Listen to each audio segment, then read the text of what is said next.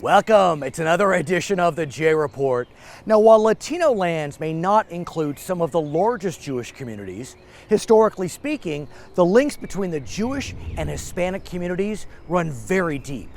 Given these meaningful ties, the Center for Latino-Jewish Relations was born to educate these two communities about their shared history in order to facilitate a better understanding of the past, build bridges to the present, and work for a brighter future.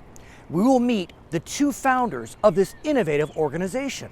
Now, from Latin America, we travel to Asia for a sneak peek at a recent episode of JLTV's Air, Land, and Sea with our visit to gorgeous Gifu, Japan. And finally, we meet Carrie Brody, a veteran of the Israeli Embassy who founded Emma's Torch, a culinary training center in Brooklyn, New York for refugees, asylees, and survivors of human trafficking. But first, join us as we visit Texas A&M University and its Hillel House in College Station, Texas. When talking about the Jewish people, you probably have heard the terms Ashkenazi or Sephardic. But what do those terms mean? The Jews of Northern Europe are usually classified as Ashkenazim, and they sort of have something to do with Germany, but it's really more Poland and Russia. The Sephardim are the Jews from Spain, in Portugal, the Iberian Peninsula, who ended up going throughout the entire Mediterranean world. It's not always by geography, it's really from whence you came and not necessarily where you ended up.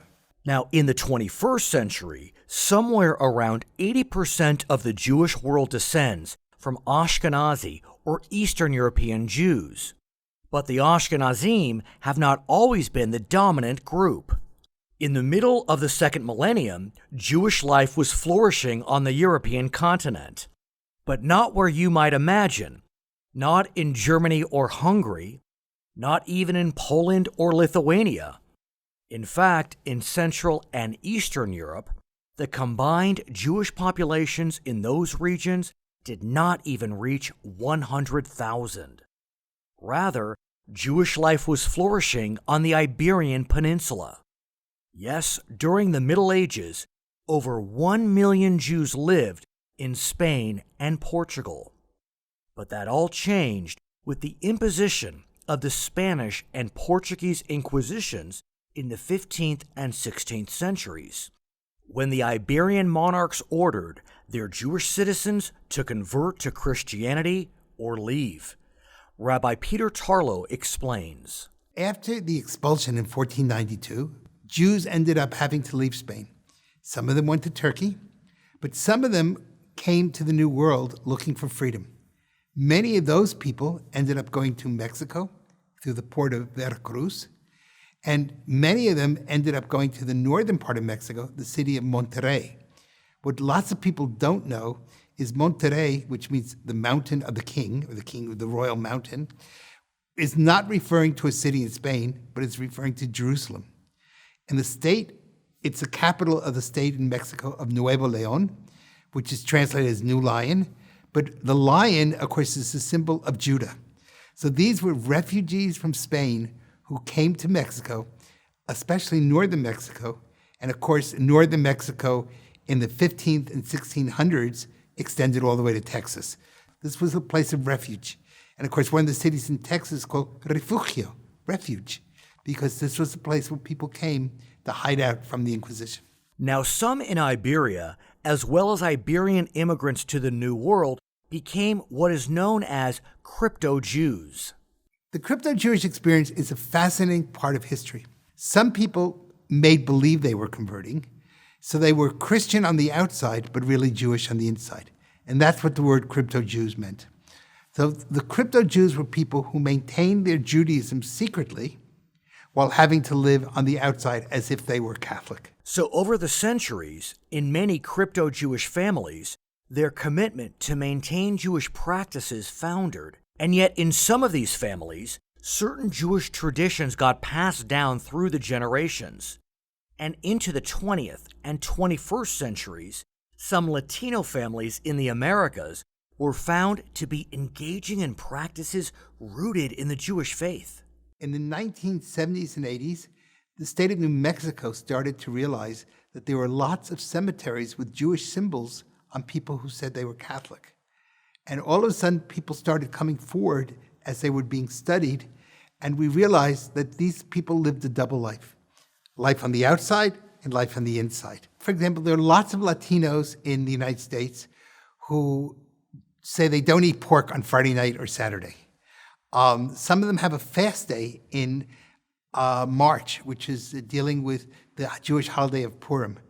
Many Latinos in the United States light 2 candles on Friday night, which is purely right out of the Jewish tradition. Many of them, when they sweep the floor, instead of sweeping it out, they sweep it to the center of the room, and then they collect the dust. So all those are classical Jewish traditions that have ended up becoming part of the Latino world. The other thing is, of course, language. So, for example, you'll hear, if you're having a big problem in Spanish, and someone will look at you and say, yo estoy relajado, which literally means I'm relaxed, which doesn't make a lot of sense because you're not relaxed if you have a problem.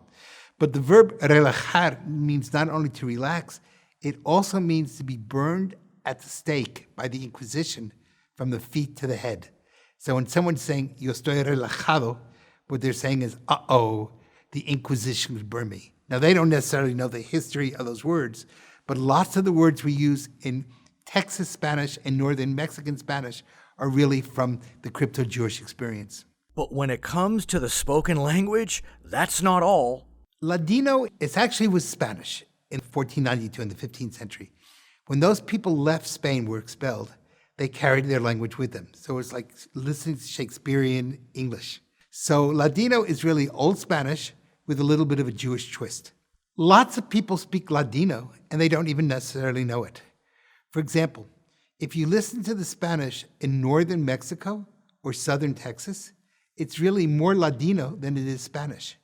But because many Spanish teachers don't know that, they'll tell the pupils they're speaking bad Spanish. No, they're not. They're really speaking good Ladino. Because of Ladino, we can tell about people's last names.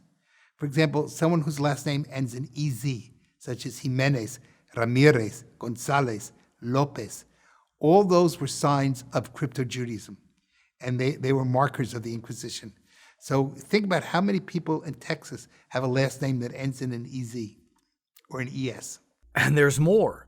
The latest, most advanced genetic studies have found clear evidence of Sephardic Jewish heritage on the Iberian Peninsula, in the Southwest United States, and throughout Latin America. We know that about 25% of all men in the Iberian Peninsula have Jewish roots. But are these modern Latinos aware that their family traditions, their spoken language, their last names, even their genetics are rooted in the Jewish religion? I'll get telephone calls and say, we have a family tradition that we don't eat pork on Friday night or Saturday, or we light 2 candles. I have a Jewish friend. They do the same thing. Do you think there's any connection? So what we see is that in the Latino world, especially in the United States, northern Mexico, but now also throughout Latin America, there are some people who actually now understand that these are family traditions that are Jewish practices. There are other people who do things, but they're not quite sure why. And there are other people who say, well, most of the people in my town do the same because many of these people, the crypto Jews, ended up living together in communities.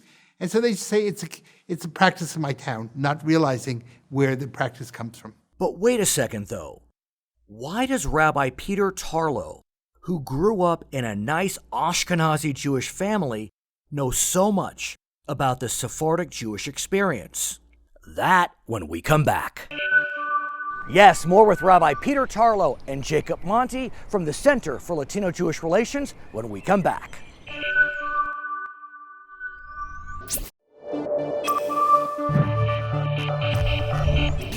Welcome back. We are speaking with Rabbi Peter Tarlow and Jacob Monty, co-founders of the Center for Latino-Jewish Relations, about their groundbreaking work. Watch.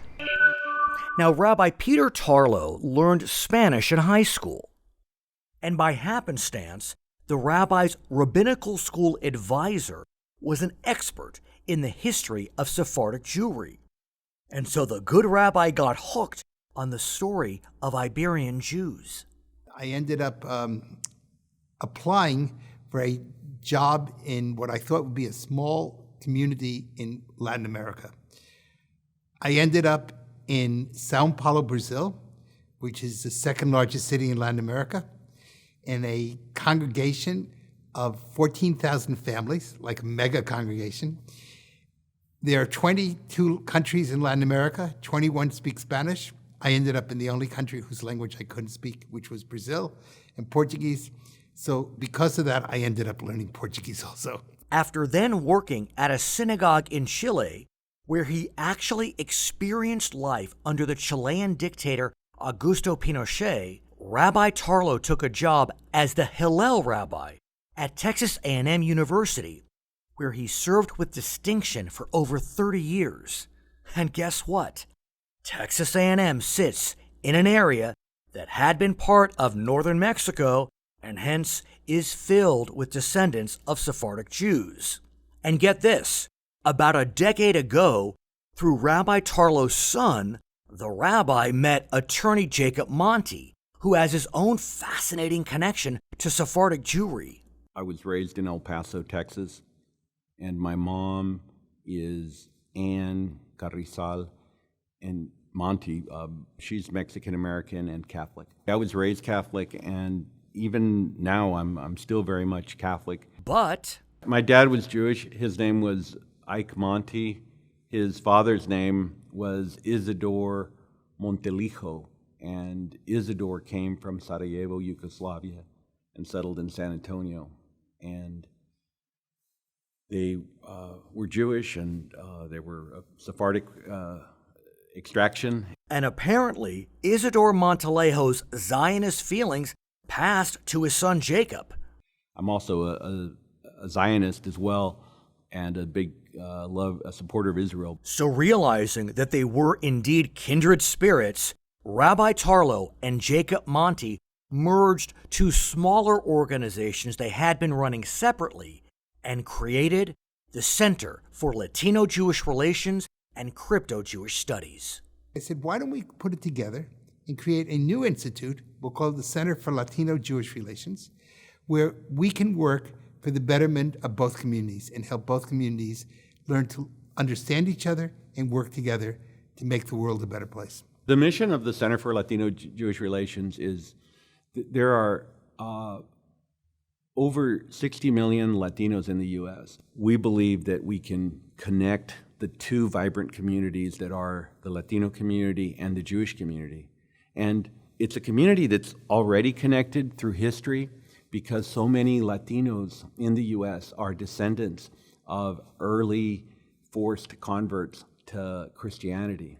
And it's a very powerful connection. At the most basic level, the Center for Latino-Jewish Relations works to educate both Jews and Latinos about their shared history. We work in many forms of education at the Center for Latino-Jewish Relations. One, of course, is getting people to just know each other and understand each other. We will lecture around the universities or schools around the state of Texas and actually in many other places. When I speak to Latinos especially, they are amazed. And I'll give you one example. I gave a speech at a university in southern Texas. I won't say which one, but at a university in southern Texas. And at the end of the speech, there were a number of young students, university students, and they were in tears. And I thought, oh my God, maybe I upset them or, they're furious. They came to me and they said, we never knew we had a heritage. Thank you for giving us back our history. So the reception is always warm and loving, and the answer is always thank you. We also educate the Jewish community about their Latino cousins that, we're connected to them, albeit 500 years ago, before the forced conversions and migration happened. So in this way, the Center for Latino-Jewish Relations connects the two communities. Otherwise, one of the center's most significant and successful educational programs has been center-sponsored voyages to Israel, taking Latino Americans to the Holy Land. We're very proud that we take Latinos to Israel. We take leaders with the Latino community on a 10-day trip. Including, for example, Alberto Gonzalez, who served as the United States Attorney General from 2005 to 2007. We pay for everything. And this is one of the reasons we fundraise. And what we don't want to brainwash anybody. We just want them to see Israel for themselves. And one of the most interesting things is I tell them to keep an open mind. And at the end, I ask people, how did you feel being here? And everyone says the same thing. We felt like we were family. And of course, the reason what I'm saying to them is, yes, because you are with family.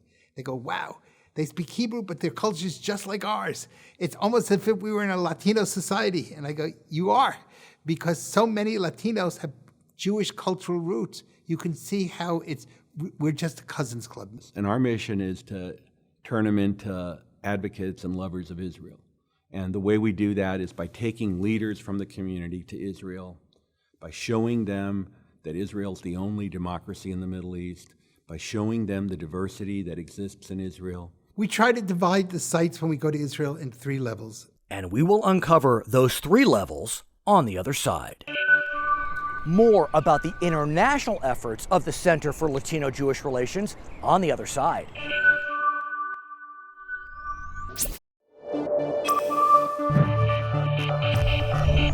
This is the J Report. We are continuing our conversation with Rabbi Peter Tarlow and Jacob Monty about their efforts to reunite the Jewish and Latino communities through their Center for Latino-Jewish Relations. Watch. We try to divide the sites when we go to Israel in 3 levels. 1, those that are important to Israeli culture and history. The center's guests visit the bustling metropolis, that is, the coastal town of Tel Aviv Jaffa, enjoying some of the Jewish markets in Tel Aviv, as well as the Arab sights, sounds, and flavors in Jaffa. They travel to Jerusalem's Old City, with all of its captivating quarters, from the Jewish to the Muslim quarter, from the Christian to the Armenian quarter.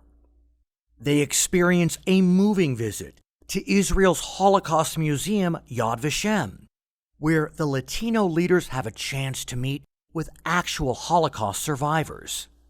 Now, second, we go to places that are important for Catholic culture, for example, like the Church of the Holy Sepulchre. The very site where Christians believe that Jesus was crucified, as well as the actual location of his actual tomb. It's important to let them know that all of those Christian sites are there only because Israel is there protecting all faiths' ability to be there at those sites. So we want them to fall in love with Israel, and it's easy to do when they get to see these sites. And third, of course, we take people to Jewish sites, such as the Western Wall. One of the most beautiful things is when people start to realize the interconnection between the Jewish world and in their own Latino world. And often people break into tears when they get to the Western Wall. And they realize they're standing in something that has been the symbol, really the symbol of humanity for over 3,000 years. The center's Latino leaders venture to Masada, the mountaintop fortress where in 73 AD, nearly 1,000 Jews chose death by suicide rather than fall into the hands of the conquering Romans.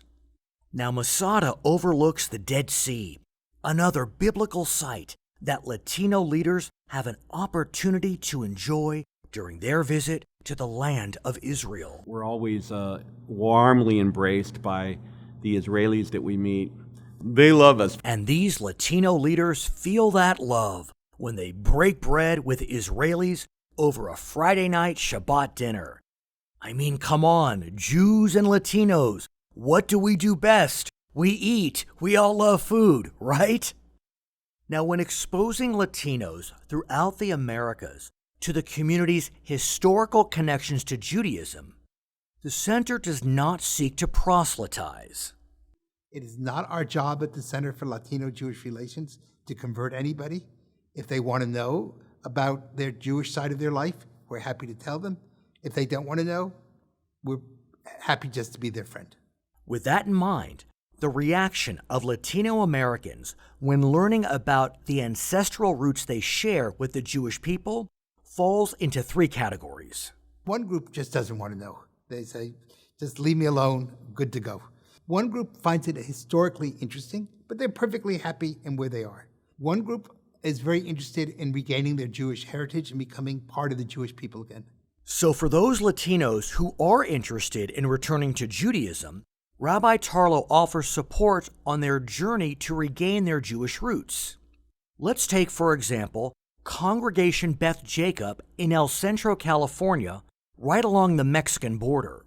My grandfather used to be a member of that synagogue in the 30s, and now the community pretty much died off, but thanks to Rabbi Tarlow, he has reinvigorated that community, mainly with Jews from across the border who are now traveling to El Centro, California, and having services in the same synagogue that my grandfather used to attend in the 30s. So that's exciting. I actually got to know Beth Jacob through the Jews of Mexicali. I work with a group of crypto Jews who have reconverted into Judaism across the border on the Mexican side, and they have reunited with the Jewish community in El Centro, and so they have become the Jewish community in El Centro, California, does everything now bilingually, both with the Jewish people living in Mexico and with Americans living on the California side. On the other side, Rabbi Tarlow discusses his work with returning Jews in South America. Stay close. Interested in working with the Center for Latino-Jewish Relations? Find out how on the other side.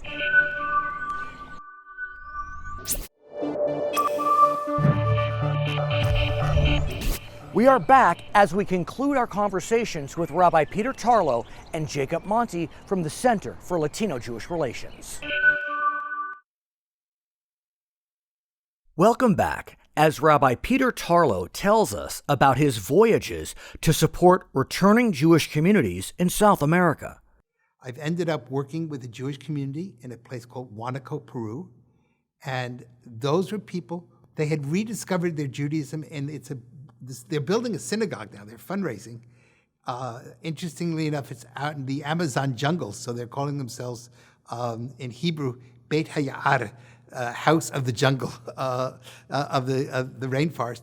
But they are composed of people who were converts from the Inquisition, people who got lost to Judaism in the 18th century and went up the Amazon River. And then some people, interestingly enough, on the internet just became interested in Judaism and ended up working. So I'm the official rabbi for that congregation. And I'm working with a congregation in Cochabamba, Bolivia. And these are, again, people who are rediscovering their Jewish roots. And many of those people have decided they wanted to return to the Jewish people. Rabbi Tarlow is such an advocate for Latinos in general, but especially for Latinos that are desiring to return to their faith after 500 years, and that is very powerful. And now, the center is expanding its work in Latin America by creating an alliance with Sosua 75, an organization run by Elihu Baver. Located in the Dominican Republic, Sosua 75 is headquartered in the beautiful coastal city of Sosua on the northern coast of the island. There's a gentleman by the name of Tony Fernandez, and he was one of the great baseball players of the Dominican Republic, and he died recently. He was in the process of converting to Judaism. And I thought, wow, this is really everything we're together. So we hope to establish in Sosua, which is a city that had took refugees from Hitler's Europe in the Dominican Republic. We hope to be able to develop a center for Jews and Latinos to play baseball together and to learn about their culture. One of the few countries to accept Jews during the Holocaust was the country of the Dominican Republic. And this was a time when no other country really wanted Jews. They didn't want to anger Germany. They didn't want to raise any sort of issue, so they said no to Jewish immigration. The Dominican Republic agreed to take in some Jews during this time, and they settled in Sosua. And this was one of a bright spot in an otherwise bleak period of history. Our center in Sosua is going to highlight the connection that the Dominican Republic had with accepting Jews at a very dangerous time for them when they were facing extermination during the Holocaust. And this is not something that is widely known, but it happened, and our institute there will remind people about that important history, and we will begin to take Dominicans to Israel as well, and share with them that beautiful place that is Israel. Now, all of the initiatives of the Center for Latino-Jewish Relations, from the lectures to the trips to Israel, from the support provided to returning Jews in the United States and Latin America, to the alliance in the Dominican Republic with Sosua 75, well, these programs are costly. They are worth the expense, but they are costly. Now, fortunately, the center has been able to rely on one source of steady income, which partially funds the organization's efforts. My brother, who has also been on one of our trips, my brother's name is Monty, he reached out to us and said, look, I'm going to donate 2 properties to you all so that you all can have a perpetual source of income. And that has been great. Now, my brother Ike has donated more properties to us, and now we've gotten another partner in Hunt Building Corporation from El Paso, and together now we own over 20 low-income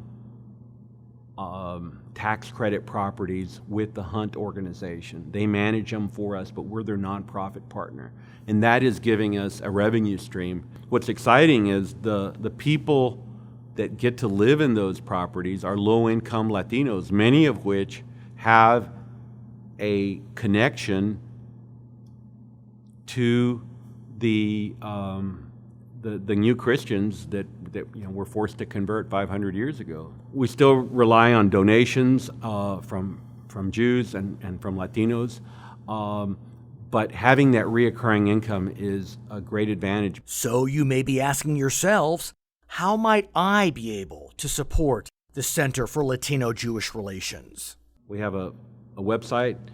Please contact us. If you have suggestions on some Latino leaders that you believe we should take to Israel, please send us those recommendations, because we always are looking for people that are leaders in the Latino community that need to go to Israel. That is very important. We certainly accept donations, and I encourage you all to, follow us on Facebook, follow us on Twitter, check out our website. It doesn't matter your background or your faith. I think people universally realize that what we're doing is important, and connecting people is always going to be good. Taking them to Israel is always going to be good, and seeing the commonalities that the two communities share is always good as well. So again, thank you. From Hillel at Texas A&M University in College Station, Texas, I'm Brad Pomerance. Such important work. Thank you, gentlemen.